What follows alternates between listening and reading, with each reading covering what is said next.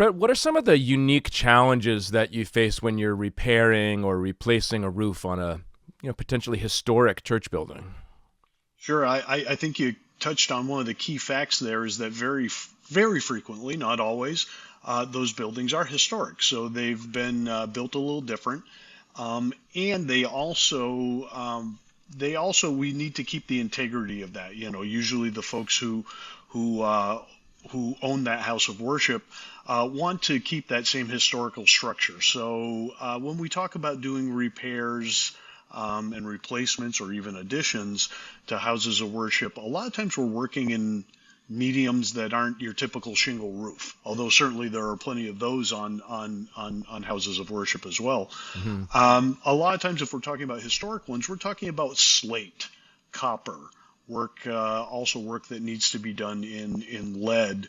Also, there's a lot of clay tile, which is, all those items are available to us today and we can work with them and match them, but it requires a really high level of craftsmanship and also that ability to be able to make those things work together and blend seamlessly so that it's not obvious that there was a repair done in a certain area, as well as make them effective. Obviously, if we're repairing something that had developed a leak over the decades, not only do we want it to look good, it has to keep out the water, which is kind of the whole purpose, right?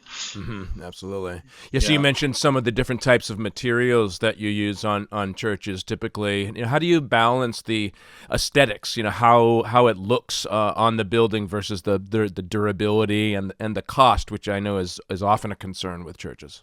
Sure. So if we're dealing with an existing structure that is wanting maybe needs a significant repair, if we're talking about things like, well, copper is copper, quite frankly. So if we're doing work in copper, a lot of times what we have to do, especially regarding those aesthetics, is so first of all, there's a budget.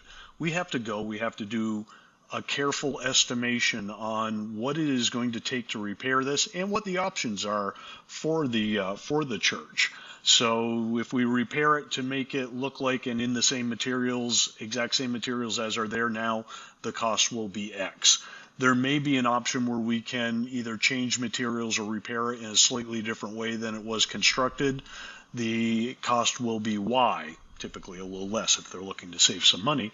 Hmm. And for that matter, there are times where certain folks have to look at, and maybe it's not the actual sanctuary itself, but one of the accessory buildings. Maybe it was built 100 years ago and has a slate roof, and it served them very well. But to repair that slate roof may cost them more to repair it than it would to simply replace it with a brand new asphalt shingle roof with a 50-year warranty on it. Hmm. So we like to present them with their options.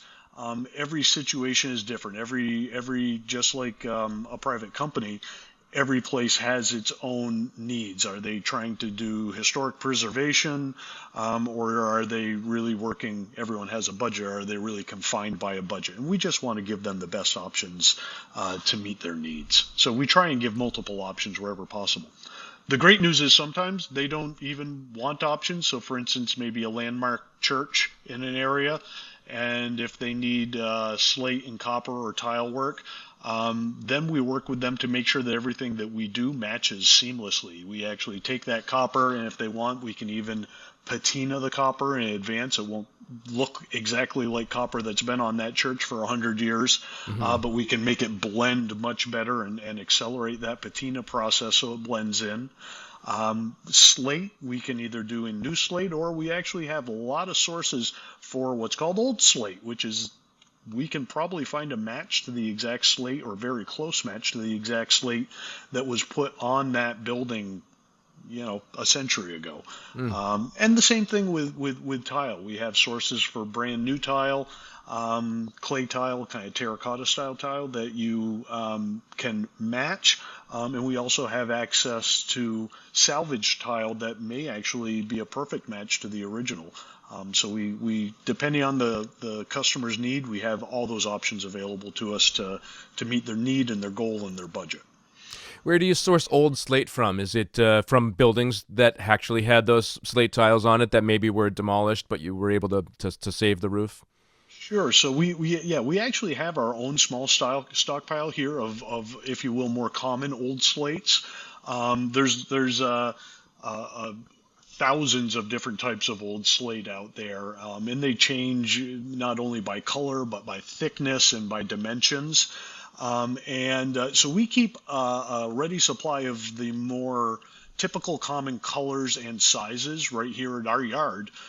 So we have easy access to them. And then there are some specialty companies that we work with who do exactly that. They're usually associated with the demolition business, and they basically will, and they may actually even hire us to do it. They will gather that slate before the building is demolished, and then they essentially have a yard where they sort it and classify it. Hmm. So when we give them a call and we know what particular size and color gradient we're looking for, they can point us in the right direction and say, oh yeah, I've probably got 5,000 of those. Why don't you come down and take a look at them? And then we physically go match them up with something from the site. So. What are some of the challenges when dealing with, the structural issues in a church? You have potentially, steep roof pitches, spires, that can go up very high on a church building. Other types of intricate, roof designs on a church. How do you deal with those challenges? Sure. A lot of that it's kind of a mix of old world and new world, if you will. So a lot of that is by having, skilled master roofers. We're fortunate to call ourselves master roofers, but we have master roofers who are skilled and knowledgeable about how to work safely on those surfaces and on those pitches. So you would be amazed some of the pitches that with proper safety equipment, some of our most senior guys can work on comfortably without doing further damage to the roof. Because if you don't know what you're doing up there on a steep roof like that with say clay tile or slate, you can actually do considerable damage to the roof as well. So we have folks that can either access it directly. That's kind of the old world way. But you're right, you get onto a spire that's practically vertical. Hmm. Then we go to the new school, and that's proper use of sizable boom lifts. So to be able to get up there and work on that safely, I do realize 100 years ago there was probably a steeplejack who did that swinging on a swing up there. OSHA would not be proud of that today. What was acceptable then is not acceptable today, and for good reason, for everyone's safety. So all of our team members are certified in various types of and sizes of boom lifts. Not long ago we were doing a job where we're working on a 160-foot boom lift, doing work very much like that, which gives them a safe platform to work from and Hmm. be able to reach all of those areas. And we work with the vendors and make sure that every time that we're doing that number one, it's safe product, and number two, that our team members are properly certified on how to use it. So we don't, obviously, we want no team members to get hurt. We also don't want to do damage to the property. Right. So. Is there any preventive maintenance that you recommend for churches, in order to help extend the life of a roof and potentially avoid costly repairs in the future? Sure, absolutely. So, and I'll almost it's kind of the same answer, but different needs by type. So many churches, shingle roofs should be inspected on a regular basis to begin with. So a regular asphalt shingle roof. So if there's a house of worship that has an asphalt shingle roof, it should get inspected every few years, make sure there's no soft spots, make sure there's no lifting shingles, etc. And we're happy to do roof inspections for those folks. If a lot of times churches and sanctuaries have multiple things going on. They may have some shingle roof, some flat roof, as well as maybe some steep pitch roof, maybe in another medium like slate. The flat roofs should be inspected as well. They need to be maintained. If they start having leakage, we can fix them with small patches called target patches, as well as other things. And maintaining those things so little things don't turn into big things. It's kind of like your car, kind of like keeping your Hmm. oil changed so you don't have to buy a new motor. Right. Copper, unless it's damaged, largely it's leave it alone. If it's happy, you just leave it. If it was installed well with good craftsmanship and properly, it's going to be just fine until the day it's not fine, and there's not much you can do to prevent it. But the good Hmm. news is it has such a long half-life. We see a lot of copper, dormers and stuff that literally span decades and decades, or even centuries, without needing help, unless someone has done something to them or somehow they became damaged. A tree limb fell on them, something like that. Slate is something that we really, and the same with clay tile or terracotta tile, we really recommend that people stay up on the maintenance of that. If they see displaced tiles or missing tiles, call us, because it's not going to fix itself. So we can get in there and make small repairs and replacements to those sort of things before they start causing a cascading effect. Because you lose one tile, now you start getting a soft spot around it, or one slate, and you start getting a soft spot around it. Next thing you know, you have an entire area where you're losing tiles or slates, and they're needing to be addressed. So something that we encourage and we work with several churches on is they have us come do regular inspections. So we come out once or twice a year, and we do a survey of the appropriate roofs, whatever they want us looking at. We identify if anything needs correction, what we suggest, and then give them the information and propose to them what the solution is. So makes us perfectly happy when we go there and do a survey, and hey, everything looks great. You're not having any problems inside. The outside looks awesome. Hmm. But especially when working with slate and tile, a lot of times there's a few slates or tiles that need addressing. Let us do it at a small investment now, so you don't have a big problem later. Absolutely. Yeah. And then what's this process just, for collaborating with a church and with the staff of the church to find budget friendly but high quality roofing solutions?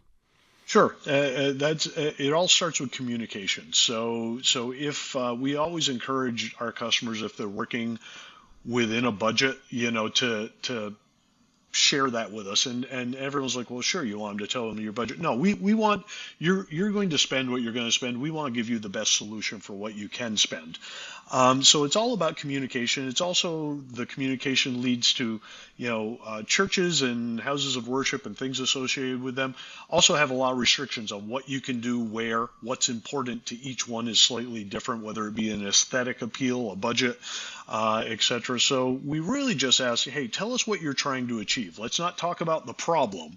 Let's not talk about, I want this and that. Tell us what you're trying to achieve. And our goal is to design a solution for you that meets whatever that need is, that gives you a high quality roofing solution that meets your budget. And more often than not, we're giving them more than one solution, because here's your premium option, here's the one that's probably more in alignment with your budget, and here's a budget option. And let them make those decisions, because it's their roof, it's their money. We want to serve them how they want to be served. All right. Well, that's really great information, Brett. Thanks again for speaking with me today. Thanks, Sean. I appreciate you having me. And for more information about Master Roofers, you can visit the website at masterroofers.com or call 603-623-4973.